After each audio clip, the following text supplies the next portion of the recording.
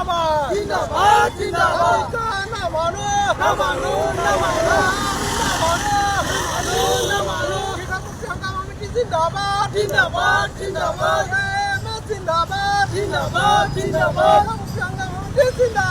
জিন্দাবাদ জিন্দাবাদ আমি না মানো না মানো আমি না মানো না মানো। আজি কৃষক মুক্তি সংগ্ৰাম সমিতিৰ শোণিতপুৰ জিলায় কা প্ৰতিলিপিৰ লগতে মুখ্যমন্ত্ৰী আৰু প্ৰধানমন্ত্ৰীৰ প্ৰতিকৃতি আমি দাখ কৰিছোঁ।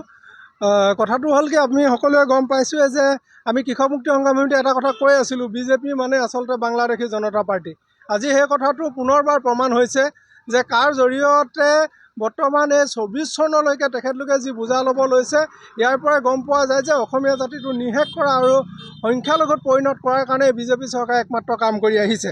আমি ক'ব বিচাৰোঁ সেইদিনাখনেই আমি গম পাইছিলোঁ, যিদিনাখন হিমন্ত বিশ্ব শৰ্মাই জাতীয় নায়ক খ্যাত সৰ্বানন্দ সোণোৱালৰ মন্ত্ৰীসভাত পবিত্ৰ বিধানসভাৰ মজিয়াত জয় বাংলা ধ্বনি দিছিল, তেতিয়াই গম পাইছিলোঁ যে অসমীয়া জাতিৰ জীৱনৰ শেষ মানে জীৱনৰ যি কফিনৰ যিটো গজাল, শেষৰটো গজাল তেখেতে মাৰিছিল। আমি ক'ব বিচাৰোঁ যে অসম চুক্তি অনুসৰি গোটেই বিদেশী সমস্যাটো সমাধান হ'ব লাগে, কিন্তু গোটেই অসম চুক্তিখনকে এতিয়া আমি বিজেপিয়ে দেখিছোঁ যে গৰু মূত্ৰ আৰু মানে গৰু গোবৰে লুতুৰি পুতুৰি কৰি শেষ কৰি পেলাইছে। এতিয়া অসম চুক্তিৰ আত্মাটোত যদি বিচাৰিব যায়, বিজেপিয়ে কেৱল বাংলাদেশীহে বিচাৰি পায়, তেখেতলোকৰ সুৰক্ষা কথাহে বিচাৰি পায়। আৰু এটা কথা আমি স্পষ্ট কৰি দিব বিচাৰিছোঁ, নৰেন্দ্ৰ মোদী ডাঙৰীয়া হৈছে এজন বাংলাদেশী চৰ্দাৰ। তেখেতে কৈছিলে 16 মে'ৰ পিছত বাংলাদেশী যাব লাগিব। 16 মে'ৰ পিছত কৈছিলে অসমত A for অসম হ'ব, A for আছাম হ'ব, কিন্তু তাৰ পিছৰখিনি তেখেতে নক'লে।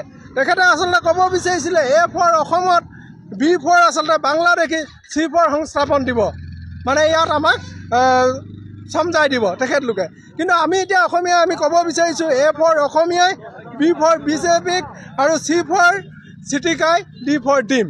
গতিকে এই কথাটো আমি অসম চৰকাৰক সকীয়াই দিছোঁ, অতি সোনকালে যদি বাতিল নকৰে ইয়াক আমি জংগীৰ পৰা জংগী আন্দোলন গঢ়ি তুলিম।